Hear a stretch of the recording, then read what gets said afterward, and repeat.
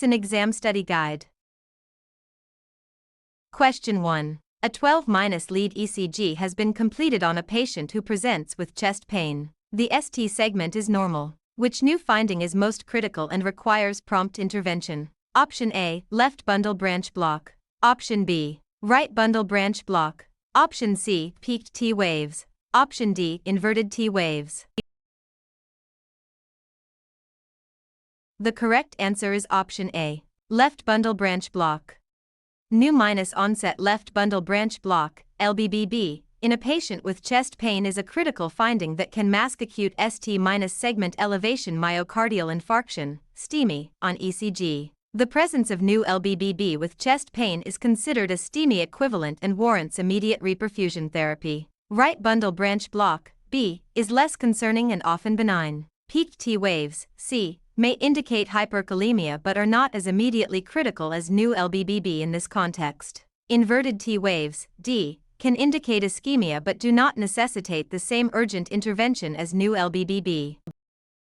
Question 2. A patient has a Glasgow Coma Scale, GCS, score of 7. What does this indicate? Option A. The patient is neurologically intact. Option B. The patient has a moderate brain injury. Option C. The patient has a severe brain injury. Option D. The patient is brain dead. The correct answer is option C. The patient has a severe brain injury. GCS scores are interpreted as 13-15 mild brain injury, 9-12 moderate brain injury, and 3-8 severe brain injury. A score of 7 indicates severe brain injury requiring intubation and ICU care. This patient is not intact, A, does not have moderate injury, B, and is not brain dead, D. Question 3. A patient with suspected renal colic has a temperature of 101 degrees Fahrenheit. What is the priority nursing action? Option A, administer for pain medication. Option B, obtain a urine sample. Option C, notify the provider immediately. Option D, administer antiemetics. The correct answer is option C, notify the provider immediately. Fever in a patient with renal colic suggests a superimposed infection, which can rapidly progress to urosepsis. The provider should be notified immediately so antibiotics can be initiated. While pain medication, A, is important, the infection needs to be treated promptly to prevent sepsis. Stressed about your CEN exam? We can take CEN exam for you remotely and undetected. We always guarantee a pass and payments only after results. To send us an email, scan the code or tap the link in the description and let's get it done. Question 4. A patient presents with organophosphate poisoning. Which symptoms would the nurse expect? Option A, pinpoint pupils, bradycardia, excessive salivation. Option B, dilated pupils, tachycardia, dry skin. Option C, constricted pupils, tachycardia, dry mouth. Option D, pinpoint pupils, hypertension, excessive salivation. The correct answer is option A, pinpoint pupils, bradycardia, excessive salivation. Organophosphate poisoning causes cholinergic crisis with muscarinic effects, meiosis, pinpoint pupils, bradycardia, salivation, lacrimation, urination, defecation, and bronchospasm. Dilated pupils, B, is seen with anticholinergic poisoning. Dry mouth, C, is seen with anticholinergic poisoning. Hypertension, D, is less characteristic. Question 5. A patient is brought to the ED after a violent assault. What is the first priority in caring for this patient? Option A, obtain a forensic evidence collection kit. Option B, perform a thorough physical exam. Option C, ensure patient safety and medical stabilization. Option D, contact law enforcement. The correct answer is option C, ensure patient safety and medical stabilization. The ABCs in medical stabilization are the priority for any patient, including victims of violence. Forensic evidence collection, A, physical exam, B, and contacting law enforcement, D, are important but secondary to medical stabilization. Question 6. A patient presents with the following symptoms: butterfly rash on the face, joint pain, and photosensitivity. What is the most likely diagnosis? Option A, systemic lupus erythematosus. Option B, rheumatoid arthritis. Option C, scleroderma. Option D, Sjogren's syndrome. The correct answer is option A, systemic lupus erythematosus. Systemic lupus erythematosus, SLE, commonly presents with the classic butterfly, malar, rash across the cheeks and nose, joint pain, photosensitivity, and other systemic symptoms. Rheumatoid arthritis, B, presents with joint deformity and morning stiffness. Scleroderma, C, presents with skin thickening. Sjogren's syndrome, D, presents with dry eyes and dry mouth. Question 7. A patient sustains a deep laceration to the palm of the hand. Which assessment finding suggests median nerve injury? Option A, inability to abduct the fingers. Option B, inability to oppose the thumb. Option C, inability to adduct the thumb. Option D, decreased sensation in the small finger. The correct answer is option B, inability to oppose the thumb. The median nerve innervates the thenar muscles, including the opponens pollicis, which allows thumb opposition. Injury to the median nerve will cause inability to oppose the thumb. Finger abduction, A, is controlled by the ulnar nerve. Thumb adduction, C, is controlled by the ulnar nerve. Sensation in the small finger, D, is controlled by the ulnar nerve. Question 8. Which of the following is a contraindication to the use of continuous positive airway pressure, CPAP, in a patient with respiratory distress? Option A, COPD exacerbation. Option B, hypoxemia. Option C, confusion or inability to protect the airway. Option D, mild asthma exacerbation. The correct answer is option C, confusion or inability to protect the airway.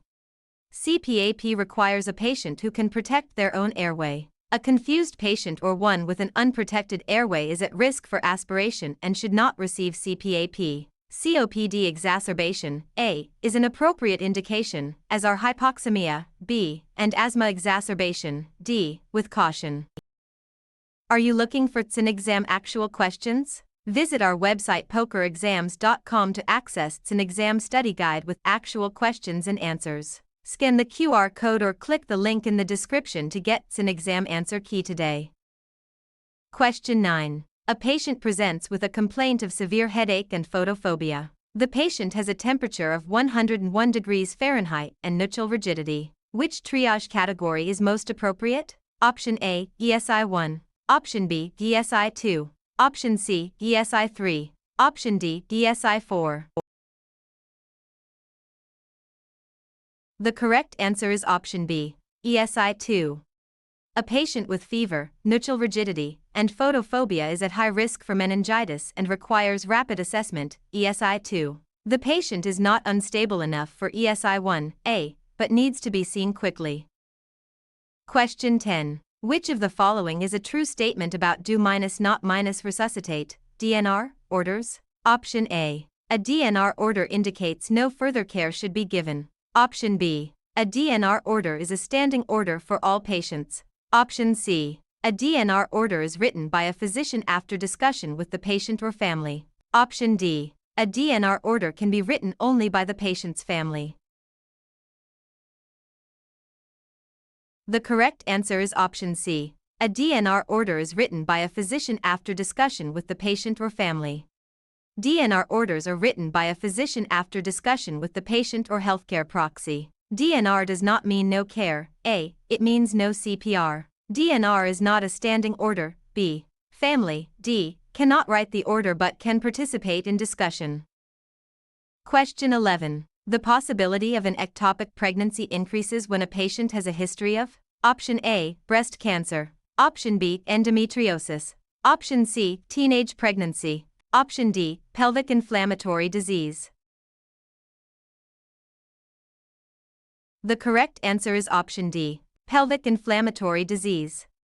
Pelvic inflammatory disease, PID, can cause scarring and damage to the fallopian tubes, increasing the risk of ectopic pregnancy. Endometriosis, B, can increase risk, but PID is the most significant risk factor of these options. Breast cancer, A, and teenage pregnancy, C, are not risk factors. Question 12. Which fracture requires immediate surgical intervention? Option A, clavicle fracture. Option B, open fracture of the tibia. Option C, radial head fracture. Option D, ankle fracture. The correct answer is option B, open fracture of the tibia.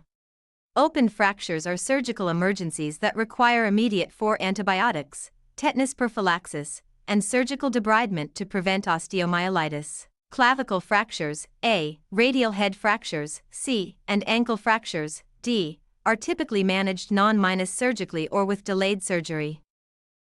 Question 13. A patient presents with acute urinary retention. The nurse anticipates the need for Option A, Foley catheter insertion. Option B, straight catheterization. Option C, condom catheter. Option D, suprapubic catheter insertion.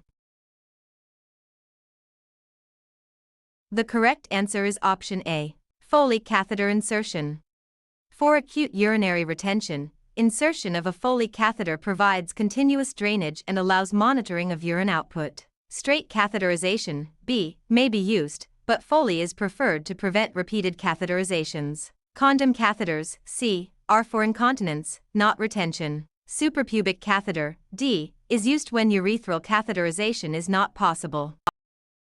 Question 14. A patient with a wrist sprain is being discharged. Which instruction is most appropriate? Option A, apply heat for the first 24 hours. Option B, apply ice for the first 24-48 hours. Option C, begin range of motion exercises immediately. Option D, avoid immobilization to prevent stiffness. The correct answer is option B, apply ice for the first 24-48 hours. For acute sprains, rest, ice, compression, elevation is recommended. Ice should be applied for the first 24-48 hours to reduce swelling. Heat, A, is applied after 48 hours for muscle relaxation. Immediate range of motion, C, can worsen injury. Immobilization, D, is needed initially for healing. Question 15. A patient with opioid use disorder presents with suspected opioid overdose. Which medication should the nurse anticipate administering? Option A, naloxone. Option B, flumazenol. Option C, naltrexone. Option D, methadone. The correct answer is option A, naloxone.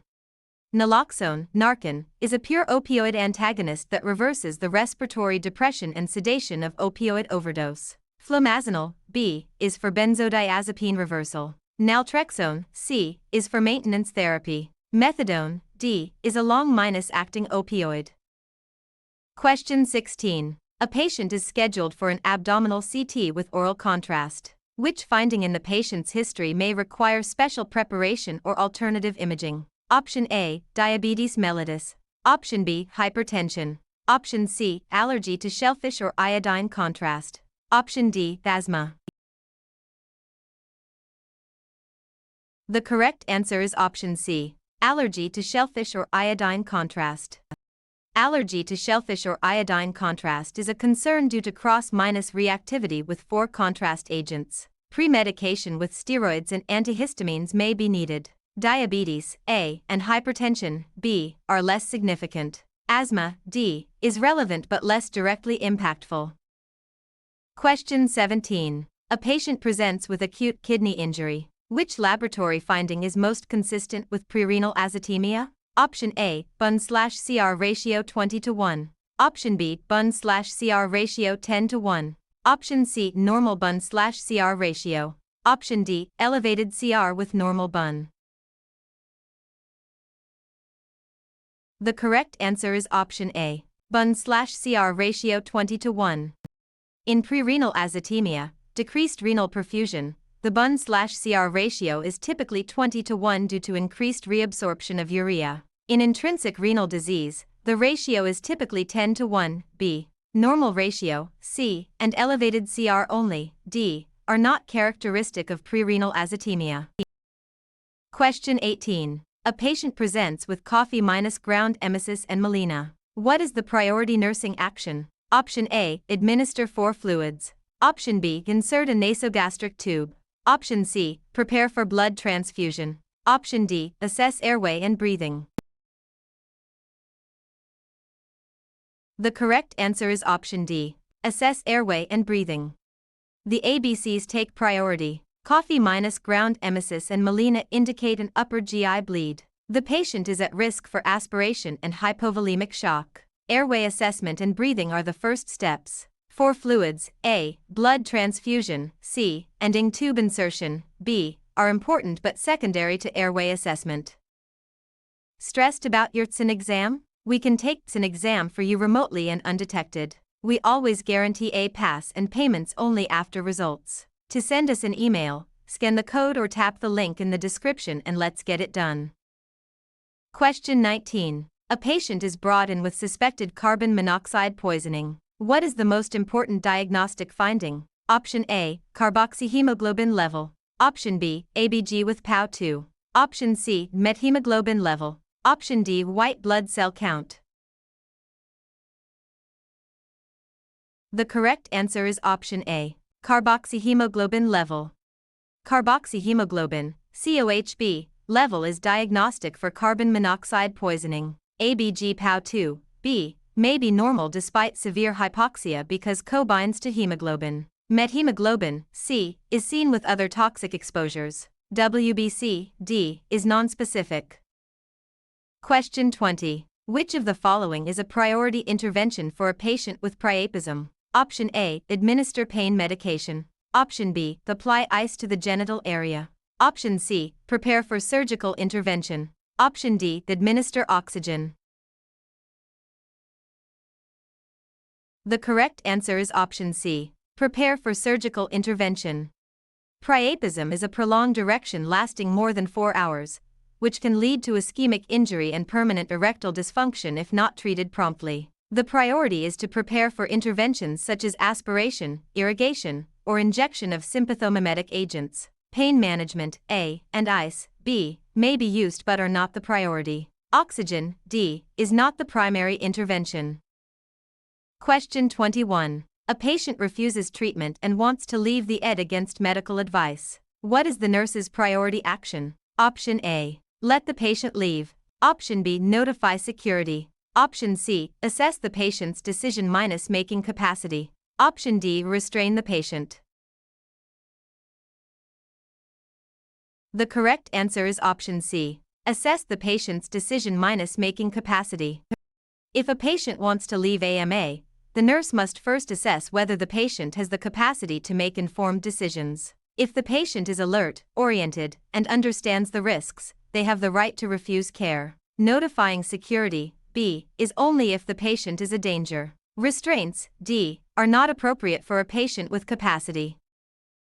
Question 22. A patient presents with signs of sepsis. Which of the following is the most important early intervention? Option A, administer broad-spectrum antibiotics. Option B, administer 4 fluids. Option C, obtain blood cultures. Option D, start a vasopressor. The correct answer is option C, obtain blood cultures. In sepsis, blood cultures should be obtained before starting antibiotics to identify the causative organism. Antibiotics, A, should be given as soon as possible but after cultures. For fluids, B, are given simultaneously with cultures. Vasopressors, D, are started after fluid resuscitation. Question 23. A patient presents with acute onset of severe, tearing chest pain radiating to the back. Blood pressure is 160/90 mmHg in the right arm and 110/70 mmHg in the left arm. What is the priority nursing intervention? Option A, administer 4 morphine for pain. Option B, obtain a 12-lead ECG. Option C, administer 4 beta- blockers to reduce heart rate and blood pressure. Option D, prepare for stat CT angiography. The correct answer is option C, administer 4 beta- blockers to reduce heart rate and blood pressure. This patient's presentation, tearing chest pain radiating to the back with unequal blood pressures, is classic for acute aortic dissection. The priority medical intervention is rapid reduction of heart rate and blood pressure to decrease aortic wall stress and prevent propagation of the dissection. Beta- blockers, example esmolol, are the first line agents. While pain management, A, is important, it is secondary to hemodynamic control. ECG, B, is appropriate but does not address the life-threatening process. CT angiography, D, is diagnostic but is performed after stabilization. Question 24. Which of the following is the earliest sign of cardiac tamponade? Option A, muffled heart sounds. Option B, JVD. Option C, pulsus paradoxus. Option D, hypotension. The correct answer is option A, muffled heart sounds. The classic Beck's triad includes muffled heart sounds, JVD, and hypotension. Muffled heart sounds are often the earliest sign because fluid accumulating in the pericardial space dampens the audible heart sounds. JVD, B, occurs as right heart filling is impaired. Pulsus paradoxus, C, is a later finding. Hypotension, D, is a late sign indicating severe hemodynamic compromise. Question 25. A patient in atrial fibrillation with rapid ventricular response has a heart rate of 152 bpm and is hypotensive. Which intervention should the nurse anticipate? Option A, administration of 4-diltiazem. Option B, administration of 4-amiodarone. Option C, synchronized cardioversion. Option D, administration of 4-digoxin.